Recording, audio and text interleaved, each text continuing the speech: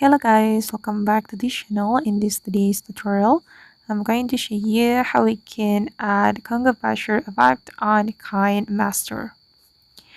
Okay, let's get into it guys. Here I have opened my Kinemaster, and as you can see, I have created a project here, and I have added Conga Busher video to this project, and I'm going to apply effect to this video.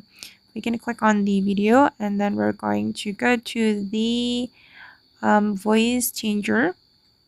Okay, and then you need to scroll down until you find the robot. Okay, this one, and the Conga Busher audio effect will be created. Okay, and now it's done guys. And if you want to save the video, you just need to click on this icon and the video will be saved to your device. Okay guys, and that's all the way to create Conga Busher effect on Kinemaster. I hope this tutorial will be useful for you. Thank you so much for watching. And if you found this tutorial useful, don't forget to like, comment, share, and also subscribe to the channel. Bye!